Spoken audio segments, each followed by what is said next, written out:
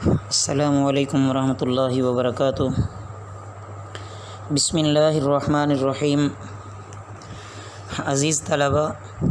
حدیث کے سبق میں آج ہم حدیث نمبر 32 سے شروع کر رہے ہیں، توجہ کیجیے۔ بسم اللہ الرحمن الرحیم۔ عن محمد ابن عبداللہ بن زید بن عبد ربہ، حضرت عبداللہ بن زید بن عبد ربہ رضی اللہ تعالیٰ عنہ کے صاحبزادے محمد بیان کرتے ہیں، قال حدثنی ابی عبداللہ بن زید، کہ میرے والد ماجد عبداللہ بن زید نے مجھ سے بیان فرمایا ہے، قال فرمایا ہے، لما امر رسول اللہ صلی اللہ علیہ وسلم بالناقوسی،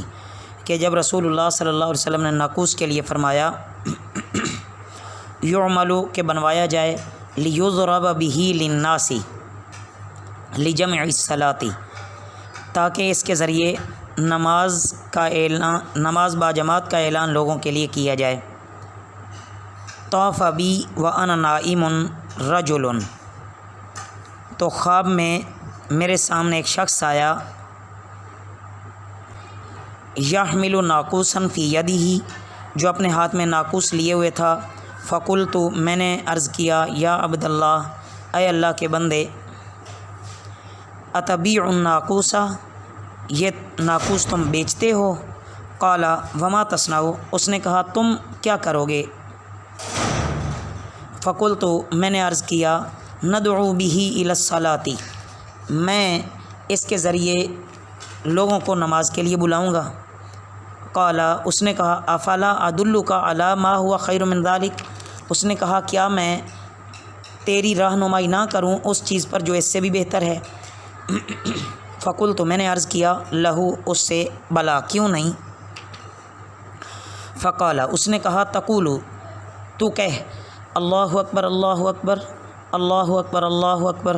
اشہد ان لا الہ الا اللہ اشہد ان لا الہ الا اللہ اشہد ان محمد رسول اللہ اشہد ان محمد رسول اللہ، حی علی الصلاۃ حی علی الصلاۃ حی علی الفلاح حی علی الفلاح، اللہ اکبر لا الہ الا اللہ۔ قال، اس نے کہا، ثم استأخر عنی غیر بعید، یہ قال کا مرجع حضرت عبداللہ بن زید ہیں، وہ فرماتے ہیں کہ یہ پوری اذان بتا کے وہ شخص مجھ سے تھوڑی دور پیچھے ہٹ گیا۔ ثم قال، پھر اس نے کہا، تقول، تو کہہ، اذا اقمت الصلاۃ، جب نماز قائم کرو، اللہ اکبر اشہد ان لا الہ الا اللہ اشہد ان محمد رسول اللہ، حی علی الصلاۃ حی علی الفلاح، قد قامت الصلاۃ قد قامت الصلاۃ، اللہ اکبر لا الہ الا اللہ۔ فلما اصبحت، پس جب میں نے صبح کی، اتیت رسول اللہ صلی اللہ علیہ وسلم، میں رسول اللہ صلی اللہ علیہ وسلم کے پاس آیا، فاخبرتہ بما رأیت، میں نے آپ صلی اللہ علیہ وسلم کو اس چیز کی خبر دی جو میں نے دیکھی۔ فقال، پس آپ صلی اللہ علیہ وسلم نے فرمایا، انہا لرؤیا حق، بے شک یہ سچا خواب ہے، انشاء اللہ، اگر اللہ تعالیٰ نے چاہا تو۔ فقم مع بلال، بلال رضی اللہ تعالیٰ عنہ کے ساتھ کھڑے ہو جاؤ۔ فجعلت القیہ علیہ،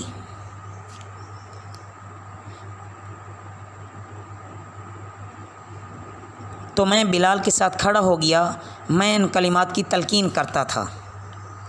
ویؤذن بہ، اور وہ ان کے ذریعے اذان دیتے تھے۔ قال، حضرت عبداللہ بن زید رضی اللہ تعالیٰ عنہ فرماتے ہیں، فسمع ذلک عمر بن الخطاب رضی اللہ تعالیٰ عنہ، یہ عمر بن خطاب رضی اللہ تعالیٰ عنہ نے سنا، وہ فی بیتہ، اس حال میں کہ وہ اپنے گھر میں تھے، فخرج، وہ نکلے، یجر رداءہ، اپنی چادر کو کھینچتے ہوئے، ویقول، اور کہنے لگے، والذی بعثک بالحق یا رسول اللہ صلی اللہ علیہ وسلم، اور کہنے لگے کہ یا رسول اللہ صلی اللہ علیہ وسلم، قسم ہے اس پاک ذات کی جس نے آپ کو حق کے ساتھ بھیجا ہے، لقد رأیت، البتہ تحقیق میں نے دیکھا ہے، مثل ما اریا مثل ما اریا، مثل اس چیز کے جو جیسا زید رضی اللہ تعالیٰ عنہ نے دیکھا۔ فقال رسول اللہ صلی اللہ علیہ وسلم، رسول اللہ صلی اللہ علیہ وسلم نے فرمایا فللہ الحمد، فللہ الحمد، یعنی اللہ تعالیٰ کے لیے تمام تعریفیں ہیں۔ عزیز طلبہ، مطلب یہ ہے یہاں بیان کرنے کا کہ جو پہلی روایت بیان ہوئی نا، اس میں یہی تھا کہ یہود و نصارہ کے مشابہت ہرگز پیارے نبی صلی اللہ علیہ وسلم کسی چیز کو پسند نہ فرماتے۔ تو دوسری وضاحت طلب یہاں جو بات ہے وہ اذان میں جو کلمات دو دفعہ کہے گئے، اقامت میں صرف ایک دفعہ کہا گیا ہے۔ حضرت انس بن مالک رضی اللہ تعالیٰ عنہ کی جو روایت آ رہی ہے اس سے یہی بات معلوم ہوتی ہے کہ اقامت میں ان کلمات کے ایک ہی دفعہ کہنے کا حکم تھا، لیکن بعض دوسری احادیث ہیں جو صحیح روایات ہیں، اذان کی طرح اقامت بھی ان کلمات کا دو دفعہ کہنا وارد ہوا ہے۔ تو بعض ائمہ نے ایک دفعہ والی روایات کو ترجیح دی ہے اور بعض نے دوسری قسم کی روایات کو ترجیح دی ہے۔ بہرحال جو اختلاف ہے وہ صرف ترجیح اور افضلیت کا ہے۔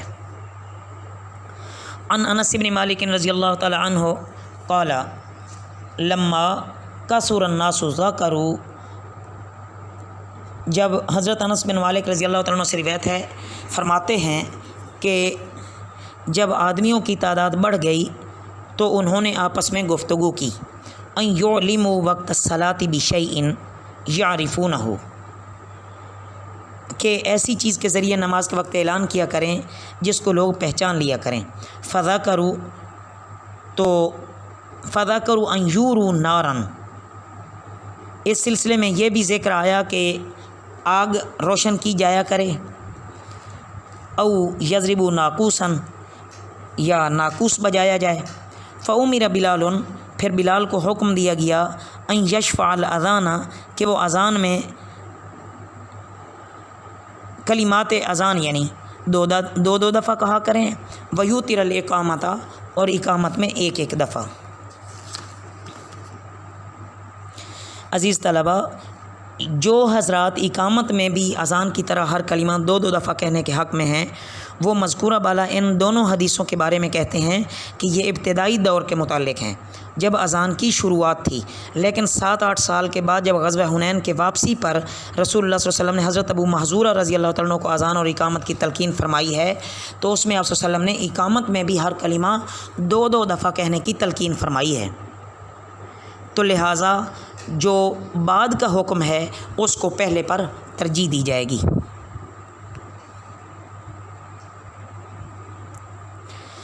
عن ابی محذورہ رضی اللہ تعالیٰ عنہ قال، حضرت ابو محذورہ رضی اللہ تعالیٰ عنہ بیان کرتے ہیں کہ القا علیہ رسول اللہ صلی اللہ علیہ وسلم التعظین، کہ مجھے رسول اللہ صلی اللہ علیہ وسلم نے نفس بنفیس اذان پڑھنا سکھایا۔ ہوا بنفسی کا مطلب نفس بنفیس۔ فقال، پس آپ صلی اللہ علیہ وسلم نے فرمایا، قل، آپ کہو، اللہ اکبر اللہ اکبر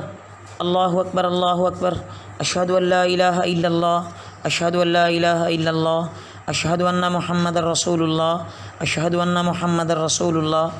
ثم تعود فتقول، پھر لوٹایا، پھر تو لوٹا، فتقول، پس تو کہہ، اشہد ان لا الہ الا اللہ، اشہد ان لا الہ الا اللہ، اشہد ان محمد رسول اللہ، اشہد ان محمد رسول اللہ، حی علی الصلاۃ، حی علی الصلاۃ، حی علی الفلاح، حی علی الفلاح، اللہ اکبر لا الہ الا اللہ۔ یہ جو عزیز طلبہ آپ صلی اللہ علیہ وسلم نے فرمایا کہ پھر دوبارہ یہی کہو، یہاں پر جو بیان فرمایا گیا ہے کہ رسول اللہ صلی اللہ علیہ وسلم نے مجھے اذان سکھائی 19 کلمے اور اقامت کے 17 کلمے۔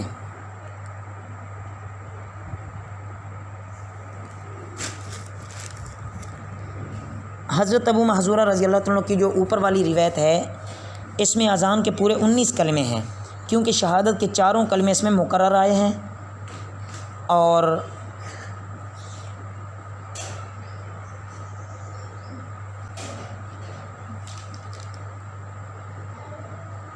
ہاں یہ حدیث نمبر 35 دیکھیں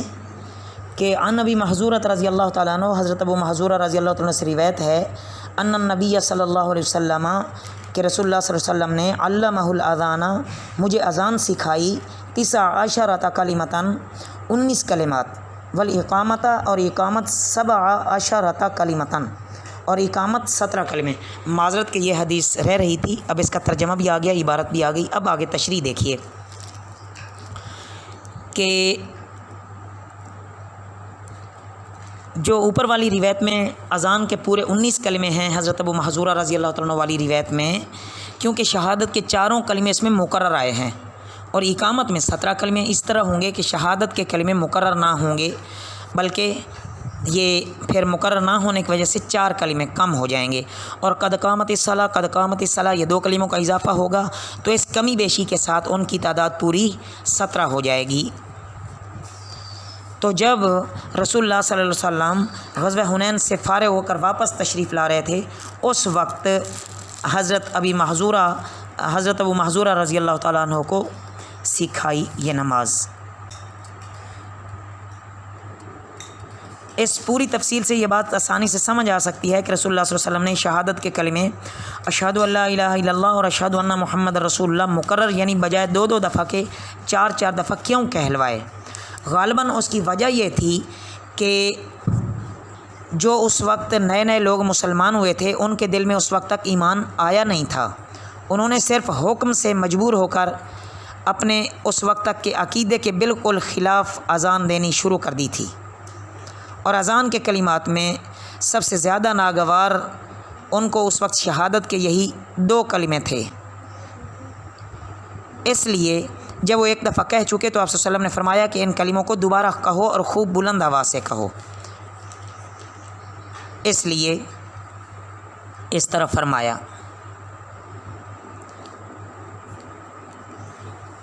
اور دوسری وجہ یہ بھی ہو سکتی ہے کہ حضور صلی اللہ علیہ وسلم نے جس طرح ان سے اذان کہلوائی تھی اور جس کی برکت سے ان کو دین کی دولت ملی تھی، وہ ایک عاشق کی طرح چاہتے تھے کہ ہو بہو وہی اذان ہمیشہ دیا کریں، ورنہ وہ ضرور جانتے ہوں گے کہ حضور صلی اللہ علیہ وسلم کے مؤذن حضرت بلال رضی اللہ تعالیٰ عنہ کس طرح اذان دیتے تھے۔ تو بہرحال ان احادیث سے یہ ثابت ہو گیا کہ جو شہادت کے کلمے ہیں وہ بھی 2 دفعہ کہنے ہیں، اب ترجیح نہیں ہے اشہد ان لا الہ الا اللہ، اشہد ان لا الہ الا اللہ، اشہد ان محمد رسول اللہ، اشہد ان محمد رسول اللہ۔ تو اس طرح عزیز طلبہ یہ اذان میں بھی تمام کلمات 2 دفعہ ہیں اور اقامت میں بھی تمام کلمات 2 دفعہ ہیں۔ اللہ رب العزت ہمیں ان احادیث کو صحیح سمجھنے کی توفیق عطا فرمائیں۔ وما علینا الا البلاغ المبین۔